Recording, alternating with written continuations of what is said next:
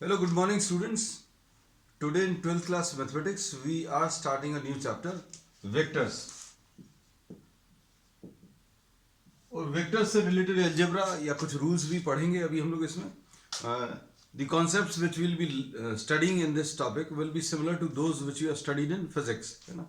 कह सकते हो फिजिक्स का ही रिवीजन है वेक्टर्स में. तो वेक्टर्स क्या है? तो अभी हम लोग कहते हैं क्वांटिटीज को अभी हम लोग दो टाइप में क्लासिफाई कर सकते हैं, स्केलर्स एंड वेक्टर्स. एक और भी होता है टेंसर्स, जो अभी हम लोग इस स्टेज पर डिस्कस नहीं करेंगे. Scalars, those quantities which can be defined by magnitude alone, these will be classified as scalars. ऐसी फिजिकल क्वांटिटीज को जिनको अभी हम लोग सिर्फ मैग्नीट्यूड की मदद से डिफाइन कर सकते हैं, उनको अभी हम लोग स्केलर्स बोलते हैं. अब स्केलर्स जो हैं, these follow the simple rules of algebraic addition. मतलब एग्जांपल के लिए स्केलर्स का एक एग्जांपल ले लें. Mass is a scalar. अगर आपने किसी बॉक्स में एक 5 kg का मास रखा है, and if you are placing another 3 kg mass, 3 kg mass और ऐड कर दो इसके अंदर, तो the answer will be 8 kg, irrespective of the fact how these two masses are placed. आपने इसके ऊपर रखा है, राइट साइड में रखा है, लेफ्ट साइड में रखा है, या 5 kg के नीचे रखा है, irrespective of the position, the answer will be 8 kg. अब इसमें 2 kg और रख दो, एडिशनल 2 kg, तो आंसर इसका कितना 10 kg आ जाए. So these will follow the simple rules of algebraic addition. अब उसके बाद वेक्टर्स. वेक्टर्स में अभी हम लोग बोलते हैं बच्चों, मैग्नीट्यूड भी रहेगा एंड डायरेक्शन भी रहेगा. अब इसका एक एग्जांपल बच्चों, अभी हम लोग फोर्स ले सकते हैं. Suppose a force of 10 Newton is acting on an object. किसी ऑब्जेक्ट के ऊपर फोर्स जो है 10 न्यूटन एक्ट कर रहा है. अब हम लोग इसके ऊपर एक और फोर्स लगा दें 5 न्यूटन, तो what will be the answer? So now we say that the answer will depend on how you are applying another force. Suppose आपने 5 न्यूटन अप्लाई किया और 5 न्यूटन सेम डायरेक्शन में अप्लाई किया, 10 न्यूटन और 5 Newton दोनों मिलकर answer 15 Newton आ जाएगा. अगर आपने ये force, suppose this force is applied in opposite direction to 10 Newton, then the answer to this will be 10 minus 5, answer will be 5 Newton. And this was the case when both the vectors were acting at an angle of 0 degrees. तो answer add करके मिला. और इसके बाद अगर vectors opposite direction में act कर रहे हैं, तो आंसर या रिजल्टेंट जो मिला है वो सब्ट्रैक्ट करके मिला. And for any other condition, मतलब अगर ये 30 डिग्रीज पर एक्ट कर रहे हैं, तो इसके लिए कुछ सिंपल रूल्स हैं जो अभी हम लोग आगे डिस्कस करेंगे, है ना. फिजिक्स में पढ़े ही हुए हैं, how to combine two vectors. तो ये simple rules of algebraic addition नहीं फॉलो करते. अभी हम लोगों ने बोला था, अगर आपने इसमें ये 3 kg राइट साइड में रखा तो भी आंसर 8 आएगा, और अगर 3 kg लेफ्ट साइड में रखा तो भी आंसर 8 kg आएगा. 5 kg प्लस 3 kg. लेकिन इसमें अगर ये 5 न्यूटन राइट की तरफ अप्लाई किया तो आंसर कुछ और आएगा. लेफ्ट की तरफ अगर अप्लाई करेंगे तो आंसर इसका कुछ और मिलने वाला. I am sorry. अब इसके बाद बच्चों अभी हम लोग लेते हैं next, graphical representation of vectors. तो वेक्टर्स अभी हम लोग पता चल गया, these are those physical quantities which are defined completely by magnitude and direction, है ना. स्केलर्स को डिफाइन करने के लिए आपको किस चीज की जरूरत पड़ेगी? मैग्नीट्यूड की. और वेक्टर्स को डिफाइन करने के लिए आपको मैग्नीट्यूड एंड डायरेक्शन की जरूरत पड़ेगी. So we say that scalars will be defined by magnitude alone and vectors will be defined by magnitude and direction. अब इसके एग्जांपल्स क्या हैं? इसके एग्जांपल हैं distance, speed, mass and so on. अब वेक्टर्स के एग्जांपल्स बच्चों, displacement, velocity, acceleration, force and so on. So these are the examples of what vectors. अब इसके बाद नेक्स्ट इसमें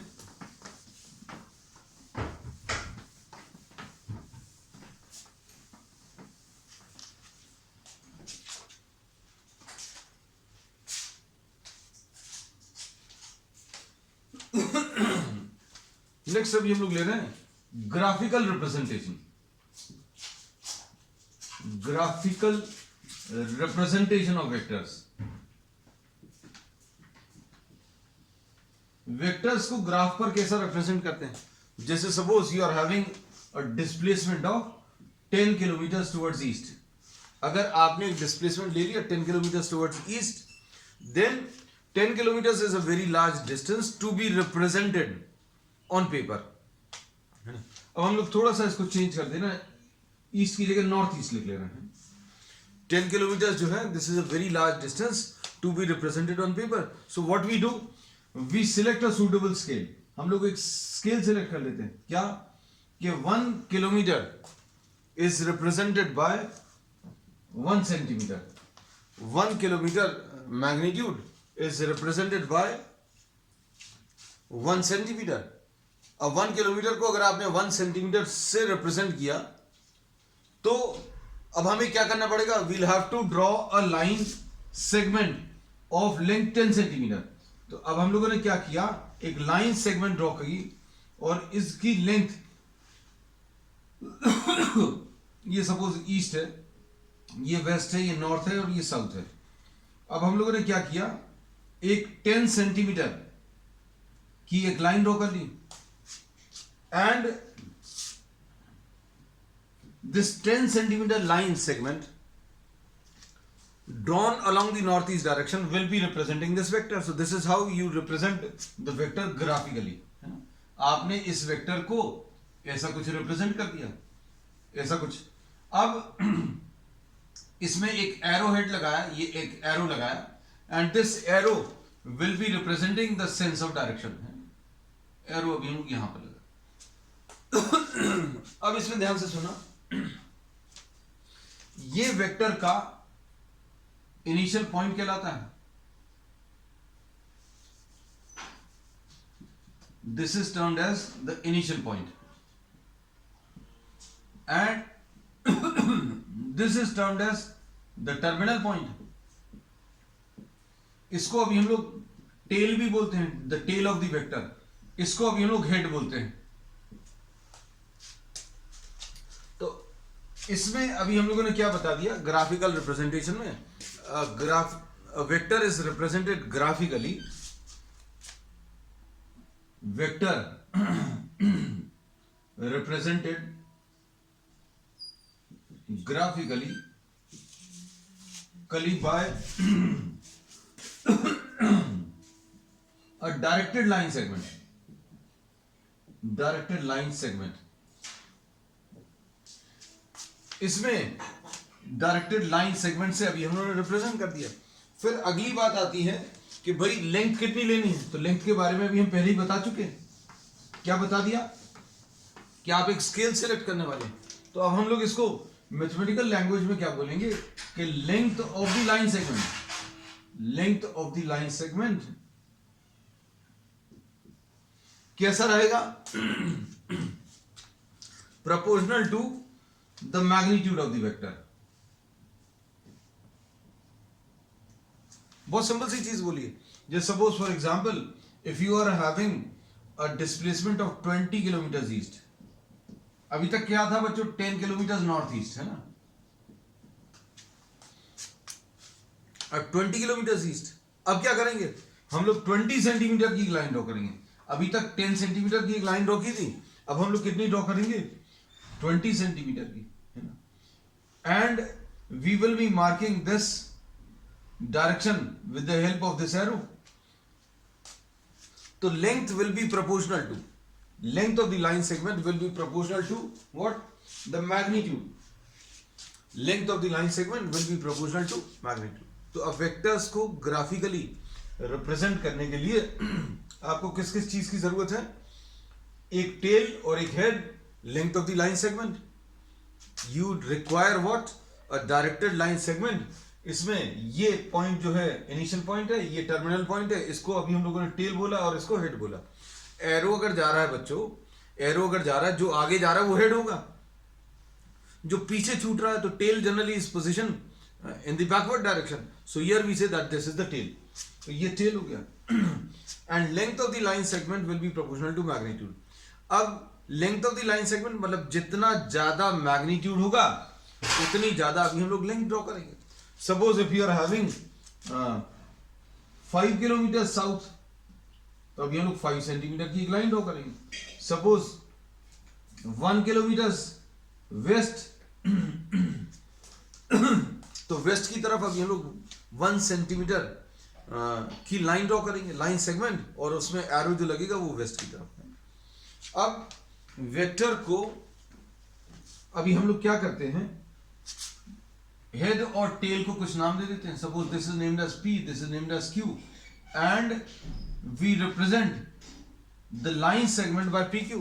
लाइन सेगमेंट को अभी हमने PQ से रिप्रेजेंट कर दिया, और इसमें अभी हम लोग ये कोशिश करते हैं, और we tend to write what the initial point in the beginning and the terminal point at the end, है ना। जहां पर स्टार्ट हो रहा है वो उसको पहले लिखना है, जहां पर खत्म हो रहा है उसको बाद में, और ऊपर एक एरो का साइन लगा दें।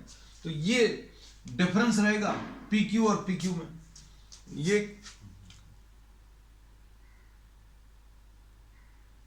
अच्छा बच्चों, अभी देखो हम लोग जो है इससे रिलेटेड लॉज अभी हम लोग पढ़ने वाले हैं, है ना। तो अभी आपको कहीं पर भी कोई ऐसे प्रॉब्लम्स मिलने नहीं वाले कि आपको 20 किलोमीटर ईस्ट एक्चुअल में आपको ड्रॉ करना पड़े। हाँ, आपको अगर एग्जैक्ट काम करने की आदत है तो अभी आप स्केल सिलेक्ट करो, एक्चुअल में आप 1 किलोमीटर को 1 सेंटीमीटर से रिप्रेजेंट करके ड्रॉ कर सकते हैं ना। You can draw the actual diagrams. अब हमने इसमें ये बोला कि ये लाइन सेगमेंट रिप्रेजेंट करता है और ये वेक्टर रिप्रेजेंट कर रहा है, तो दोनों में नोटेशन क्लियर रखना। अब PQ में अगर आपने ऐसा कुछ लगा दिया तो ये क्या रिप्रेजेंट करेगा, this will be representing the magnitude. तो बहुत सारी चीजें बताते जा रहे हैं, उन सबको जो चीज मालूम नहीं है वो नोट करते जाना। ये अगर अभी हम लोगों ने 2 लाइंस लगा दिया है तो ये क्या रिप्रेजेंट करेगा बच्चों, this will be representing the magnitude. और इसको मॉड्यूलस या एब्सोल्यूट वैल्यू, मॉड्यूलस भी बोल देते हैं, एब्सोल्यूट वैल्यू भी बोल देते हैं, है ना। ये मैथमेटिकल टर्म्स हैं। तो अब हम लोगों ने इसमें ये बोला this will be representing the magnitude of the vector. चलो अब आ जाते हैं अगले कॉन्सेप्ट पर।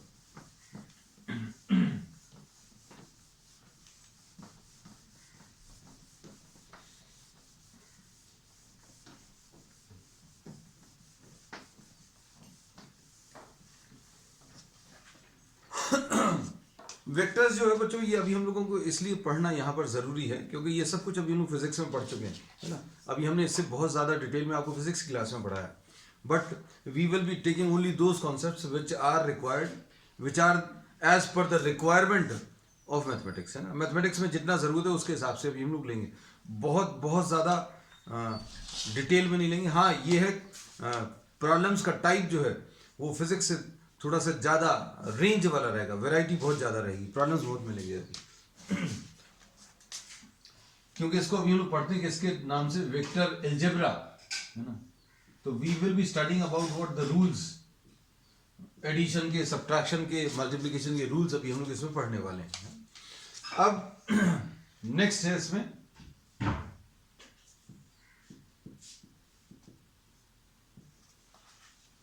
Types of vectors. Types of vectors में सबसे पहला अभी हम लोग कहते हैं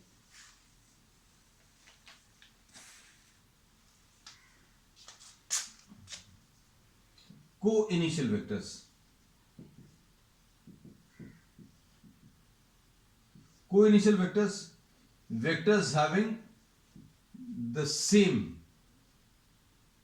इनिशियल पॉइंट। ऐसे वेक्टर्स जिनका इनिशियल पॉइंट सेम है उनको अभी हम लोग क्या को इनिशियल वेक्टर्स बोलते हैं। फिर इसके बाद को terminal vectors, vectors terminating at the same point. इसमें ये सपोज ये दो वेक्टर्स हैं, P से Q जा रहा है और ये R से Q जा रहा है। This vector starting at P ending at Q and this vector also starting at R and ending at Q। So we say that both are terminating at the same point. इनका same terminal point है।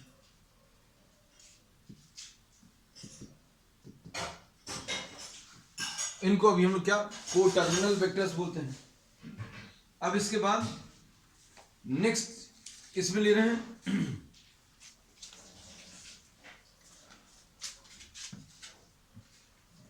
Zero vector. बच्चों अभी हम लोग algebra पढ़ने वाले हैं, तो अलजेब्रा पढ़ने में हम लोगों को जैसे अभी हम लोग नंबर्स के एडिशन और सब्ट्रैक्शन में अगर नंबर्स को ऐड या सब्ट्रैक्ट कर रहे हो तो just imagine subtraction without the number zero. अगर आपने जीरो नहीं डिफाइन किया होता जीरो नहीं मालूम तो क्या सब्ट्रैक्शन की डेफिनेशन कंप्लीट रहती? जैसे सपोज 5 में से आपने 5 सब्ट्रैक्ट किया तो क्या बचेगा, है ना, जीरो बचेगा। तो अभी हम लोग कहते हैं कुछ भी नहीं बच रहा है मतलब उसको जीरो बोलते हैं। तो जीरो अभी हम लोग को डिफाइन करना जरूरी है। So we are defining the zero of vectors. Vectors का जीरो अभी हम लोग डिफाइन कर रहे हैं। एक ऐसा वेक्टर जिसका इनिशियल पॉइंट और terminal point same. Simple, initial and terminal point coincide. अब इसमें इसका मतलब क्या है? इसका मतलब ये है ये एक ऐसा वेक्टर है जिसका मैग्नीट्यूड जीरो है ना। एक तो ये चीज कह सकते हैं और इसमें एक चीज ये कह सकते हैं बच्चों इसका मैग्नीट्यूड कितना है? जीरो है। अब इसके बाद इसमें अब चूंकि जीरो है this can not be assigned, can not be assigned any specific direction. अभी हम लोग इसमें कोई भी इसको डायरेक्शन नहीं दे सकते, या फिर इसको ऐसा बोल सकते हैं that you can give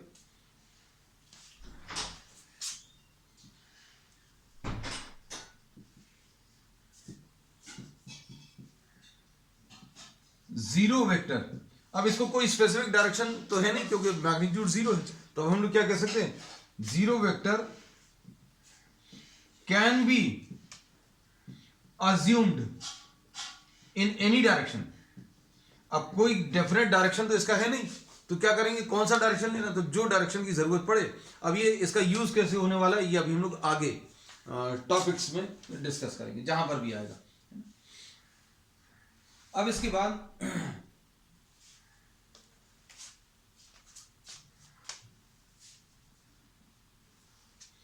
zero vector can be assumed to be in any direction। तो अब हम लोगों ने टाइप ऑफ वेक्टर्स कौन कौन से ले लिए? को इनिशियल ले लिया, फिर को टर्मिनल ले लिया, फिर जीरो वेक्टर्स ले लिया। फिर उसके बाद बच्चों नेक्स्ट अभी हम लोग ले रहे हैं लाइक वेक्टर्स।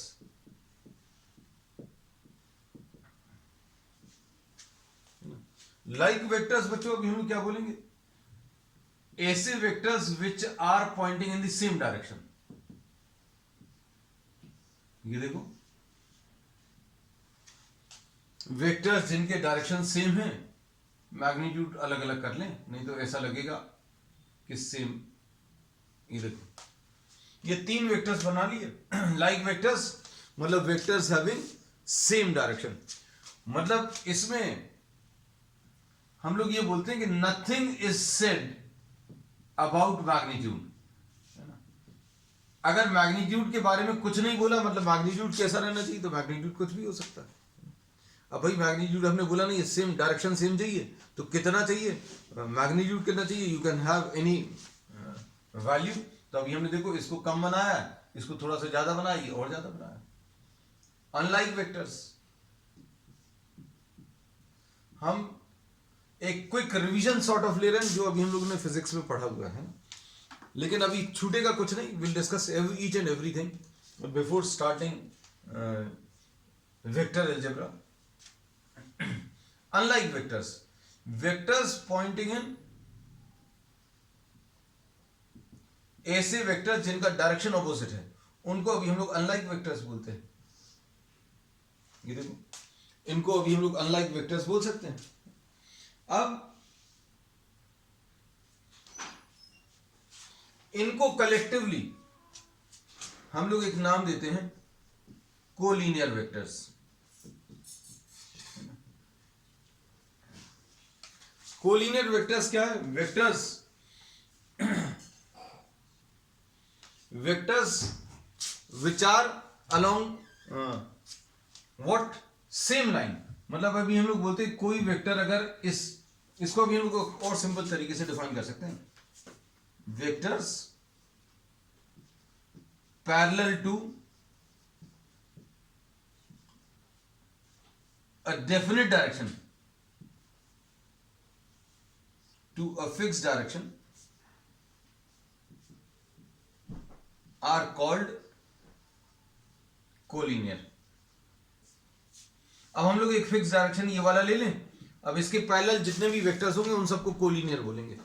तो मैग्नीट्यूड की ना तो इसमें मैग्नीट्यूड की बात की है ना डायरेक्शन की, तो सेम डायरेक्शन भी हो सकता है ऑपोजिट डायरेक्शन। तो collinear vectors are vectors which are either having the same direction or opposite direction। तो collinear vectors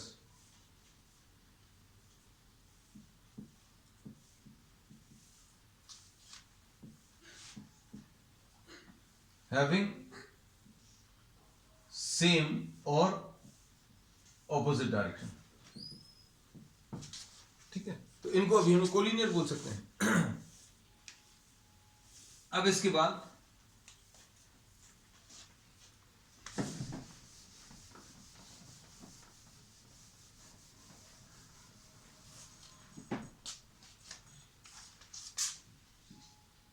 कोलिनियर वेक्टर्स को ऐसा भी लिख सकते हैं,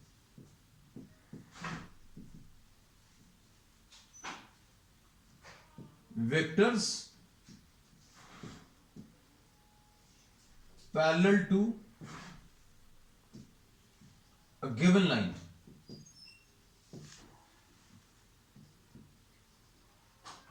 either in the same direction or opposite direction। इनको अभी हम लोग कोलिनियर वेक्टर्स बोलते हैं। तो these can have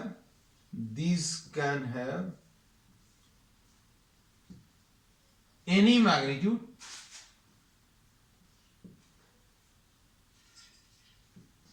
or any direction। Direction या तो सेम रहेगा और इट में बी ऑपोजिट। चलिए कोलिनियर वेक्टर्स बता दिया, ठीक है। अब इसके बाद देखो अभी हम लोग ने टाइप ऑफ वेक्टर्स में क्या क्या चीजें डिस्कस कर ली। टाइप ऑफ वेक्टर्स में कोइनिशियल वेक्टर्स बता दिए, vectors which are starting at the same point, vectors starting at the same point उनको coinitial. Vectors having the same end point are termed as coterminal vectors. फिर zero vectors, ऐसे vectors जिनका initial and terminal point coincide कर रहा है उनको अभी हम लोग क्या जीरो वेक्टर बोलते हैं। तो इनका डायरेक्शन क्या होता है? मैग्नीट्यूड तो जीरो होता है, तो डायरेक्शन क्या होता है बच्चों? इसका कोई डेफिनेट डायरेक्शन नहीं है। अब जिस चीज का कोई डेफिनेट डायरेक्शन नहीं है तो उसको आप किसी भी डायरेक्शन में ले सकते हैं। फिर उसके बाद लाइक वेक्टर्स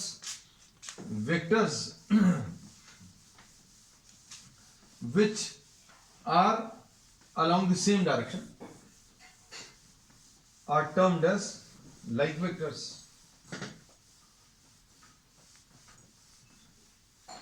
और unlike vectors in opposite direction are termed as unlike vectors। अब इसके बाद नेक्स्ट टाइप ऑफ वेक्टर्स में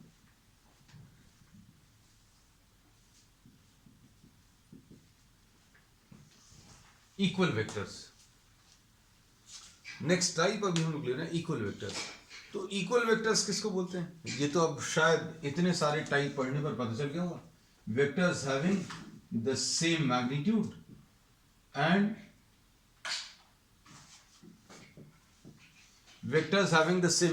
the same direction are termed as what? Equal vectors. अब इसमें सपोज ये आपको कोई वेक्टर दिया हुआ है और ये कोई और वेक्टर दिया हुआ है, दोनों का मैग्नीट्यूड देखो सेम है, डायरेक्शन भी सेम है, सेम डायरेक्शन जो है अलोंग द सेम लाइन हो सकता है या पैरेलल हो सकता है। मतलब जरूरी नहीं है आप इन वेक्टर्स को एक ही लाइन में बनाएं। हम लोग बोलते हैं ये ए वेक्टर, ये बी वेक्टर और ये सी वेक्टर, ए और सी सेम लाइन में, ए और बी पैरेलल है, तो भी अभी हम लोग क्या कह सकते हैं, A vector will be equal to B vector will be equal to C vector. तो ये इक्वल वेक्टर्स की डेफिनेशन। और इक्वल वेक्टर्स का एक बहुत अच्छा एग्जांपल अभी हम लोग स्क्वायर में ले सकते हैं। सपोज अगर आपने एक स्क्वायर बना लिया, फॉर अ स्क्वायर, नाम दे दें इसको स्क्वायर एबीसीडी।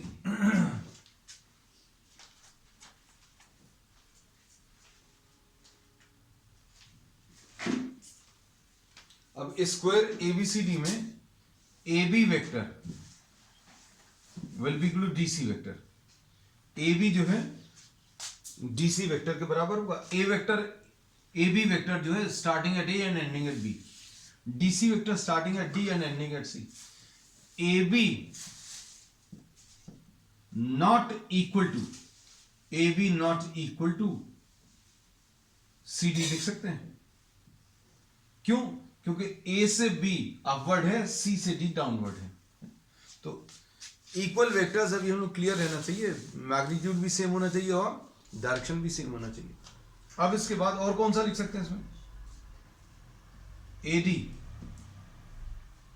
एडी राइट की तरफ है, will be equal to B C, this is also towards the right side. अब इसके बाद ये इक्वल वेक्टर्स ले लें। अब इसके बाद नेक्स्ट है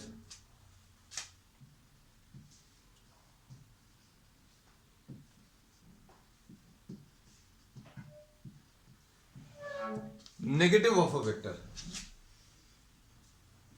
अच्छे सुना, negative of a vector,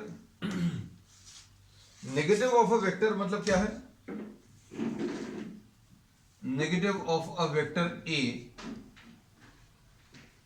is a vector having the same magnitude। Vector A का नेगेटिव अगर बताना है तो this will be a vector having the same magnitude but opposite direction.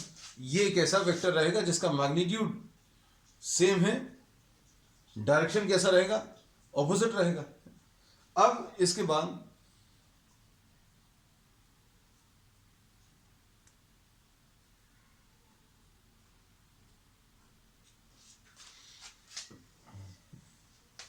Suppose for example अगर ये वेक्टर ए है same magnitude का एक वेक्टर बी लेकिन ऑपोजिट डायरेक्शन में, तो हम लोग क्या बोलेंगे, A will be negative of B, क्योंकि मैग्नीट्यूड तो सेम है लेकिन डायरेक्शन कैसे बच्चों, डायरेक्शन इसके ऑपोजिट है।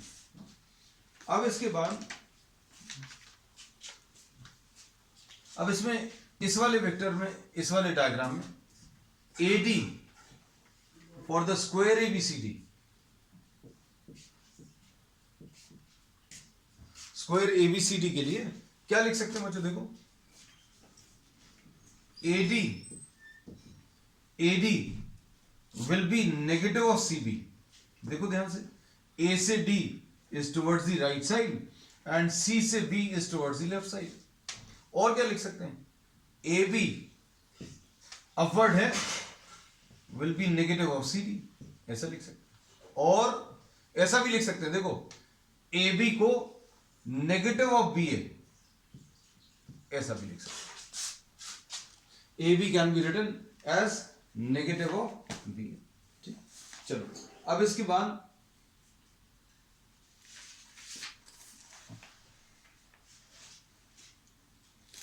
उसके बाद अभी हम लोग एक बहुत इंपॉर्टेंट कॉन्सेप्ट, फ्री वेक्टर्स। ऐसा कोई भी वेक्टर जिसको अभी हम लोग उसकी पैरेलल पोजीशन में कहीं पर भी शिफ्ट कर सकते हैं, मतलब vector which will be having the same magnitude and same sense of direction but shifted parallel to itself. जैसे सपोज फॉर एग्जांपल ये वेक्टर है, अगर आपने इस वेक्टर को यहां पर ड्रॉ कर लिया, या इस वेक्टर को यहां पर ड्रॉ कर लिया, या इस वेक्टर को यहां पर, या इस वेक्टर को यहां पर, ऐसे जो भी वेक्टर्स अभी हम लोग ले सकते हैं उनको अभी हम लोग फ्री वेक्टर्स बोलेंगे। फ्री वेक्टर्स को अभी आप कोई स्पेसिफिक पोजीशन नहीं दे सकते। स्पेसिफिक पोजीशन मतलब this can be shifted parallel to itself anywhere in space, है ना, आप उसको कहीं पर भी शिफ्ट कर सकते हैं। और मोस्टली जो अलजेब्रा अभी हम लोग पढ़ेंगे those will be associated with what, free vectors. हम लोग फ्री वेक्टर्स से रिलेटेड कॉन्सेप्ट्स ही पढ़ने वाले हैं, है ना। तो अब नेक्स्ट अभी हम लोग ले रहे हैं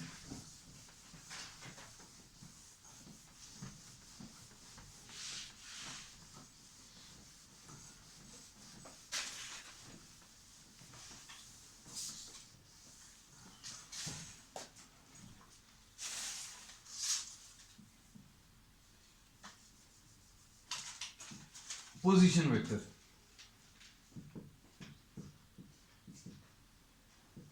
ये बहुत यूज होने वाला है। पोजीशन वेक्टर एक कॉन्सेप्ट है जो अभी हम लोग आगे बहुत यूज करेंगे।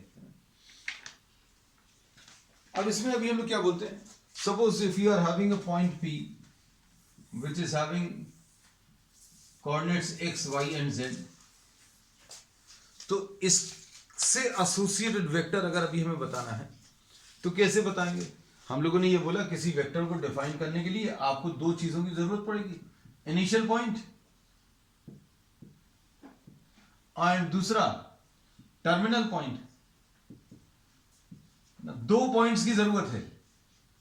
अब position vector of a point, हम लोगों ने एक ही पॉइंट दिया हुआ है एक्स वाई जेड, तो हम लोग क्या करेंगे बच्चों, ओरिजिन को इनिशियल पॉइंट ले लेंगे। ओरिजिन को अभी हम लोगों ने क्या इनिशियल पॉइंट ले लिया, एंड ये जो वेक्टर है OP, this will be called the position vector of the point P. हम लोगों ने क्या बोला कि आप अगर ओरिजिन से इस पी पॉइंट को ज्वाइन कर दो,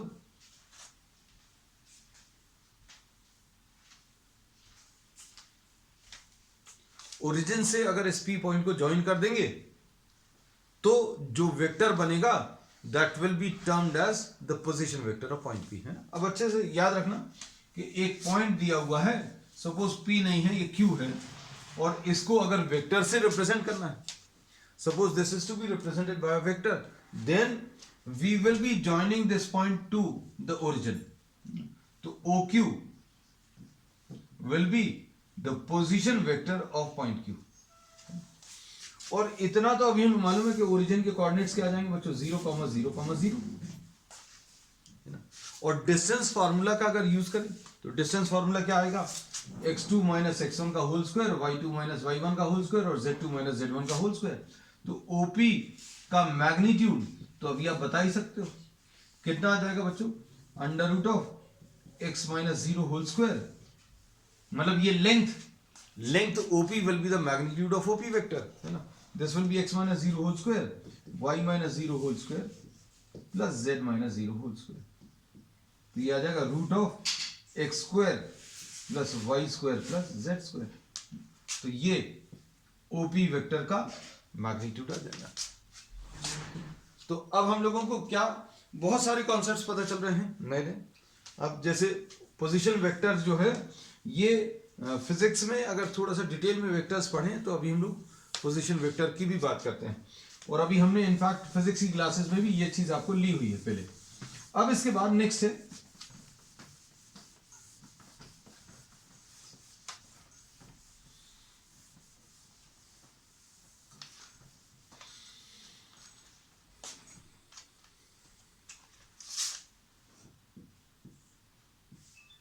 direction cosines.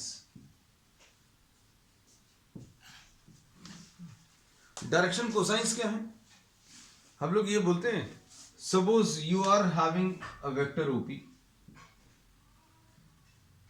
makes alpha angle with x axis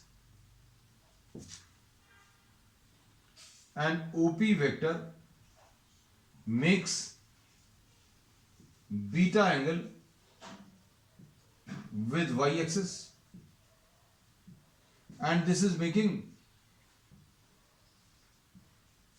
gamma angle with z axis.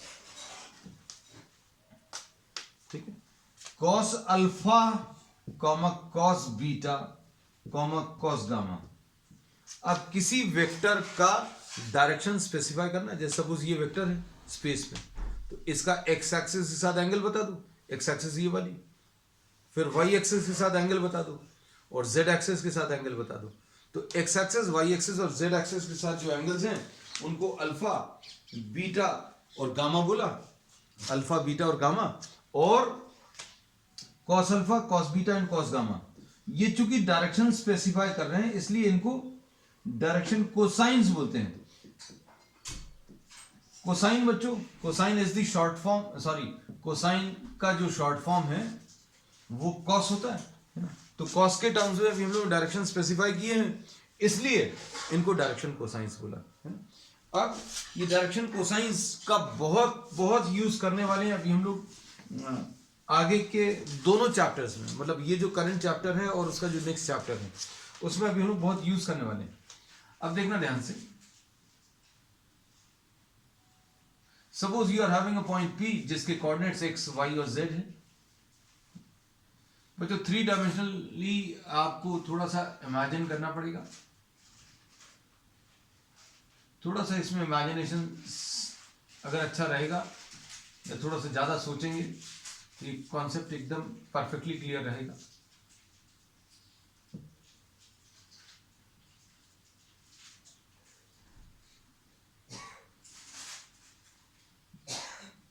Suppose x है, ये y है, ये z एक्सिस है और ये पॉइंट P है.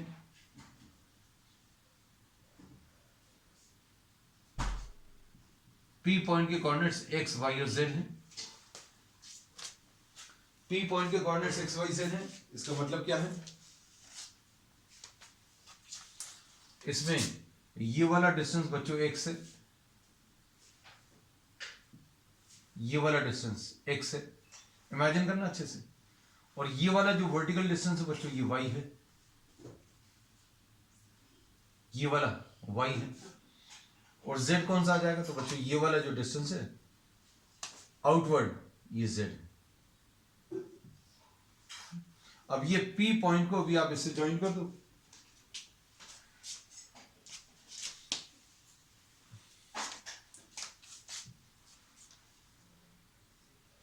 ये ओरिजिन है,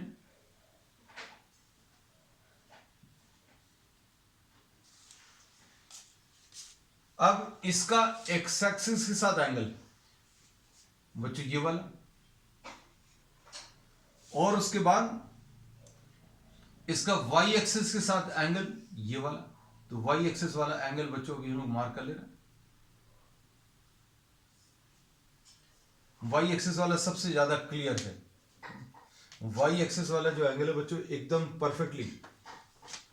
अब इसमें देखना ध्यान से,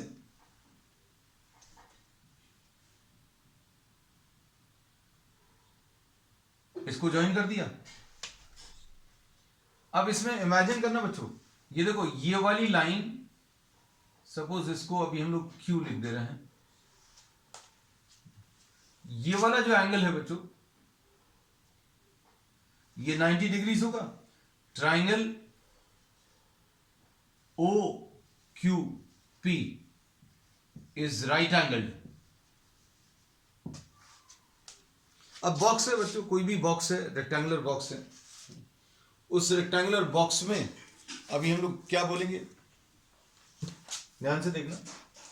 इसमें ये पीछे वाला पॉइंट है, ये पॉइंट P है, यहां कहीं पर ओरिजिन है बच्चों, यहां कहीं पर ओरिजिन है, ये पॉइंट P है ना. अब इस ओरिजिन से ये वाली लाइन, ओरिजिन से ये वाली लाइन, ये वाई एक्सिस है, देखो इमेजिन करवा रहे हैं, ओरिजिन से ये वाली लाइन वाई एक्सिस है, ये नीचे ओ है, ये ऊपर वाला पॉइंट क्यू है, ओ और क्यू, और ये पी है, तो ओ क्यू और क्यू पी, ओ क्यू और क्यू पी, यहां पर जो एंगल बनेगा ओ क्यू और क्यू पी के बीच में कितना 90 डिग्री एंगल बनेगा। तो अब हम लोग क्या बोलेंगे, कॉस बीटा कितना आएगा बच्चों, cos beta will be base O Q upon hypotenuse OP. अब ओ क्यू क्या है बच्चों, ओ क्यू अभी हम लोग मालूम है वाई है, डिवाइडेड बाय ओपी, तो ओपी बच्चों अभी हम लोग पिछले टॉपिक में ही निकाल चुके थे, ओपी ये लेंथ कितनी है, under root of x square plus y square plus z square, तो ओपी को अभी हम लोग क्या लिख लेंगे, x square plus y square plus z square का स्क्वायर रूट। कॉस बीटा सबसे सिंपल वाला डायग्राम है। अल्फा बच्चों ये वाला एंगल आएगा, है ना। अब इसमें अभी हम और ज्यादा ड्रॉ नहीं कर रहे, क्योंकि अगर अब हम ये ड्रॉ करेंगे तो इसमें फिर आपको डायग्राम जो है कॉम्प्लिकेटेड हो जाएगा। तो अब आप ये चीज ट्राई करना, हमने सिर्फ एक कॉस बीटा बनाया, आप एक सेपरेट डायग्राम ड्रॉ करना जिसमें सिर्फ कॉस अल्फा बना हुआ हो, है ना, सॉरी अल्फा बना हुआ, उससे कॉस अल्फा निकाल लेना। अब कॉस बीटा में वाई आया तो कॉस अल्फा में एक्स आ जाएगा, x upon under root of x square plus y square and plus z square, और कॉस गामा ये z upon under root of x square plus y square plus z square. ठीक, अब इसी को अभी हम लोग और कई तरीकों से भी अभी आगे डिस्कस करने वाले, क्योंकि ये कॉन्सेप्ट बच्चों पूरे चैप्टर में, इस चैप्टर में और अगले चैप्टर में बहुत यूज होगा। आज सिर्फ एक इंट्रोडक्शन दिया है ना, इसको और एक दो तरीके से अभी हम लोग वेक्टर्स में आगे डिस्कस करने वाले हैं, and based on these will be developing some more concepts also. आज की क्लास के लिए बच्चों बस इतना ही। We will continue with the same chapter on the next one, that's all.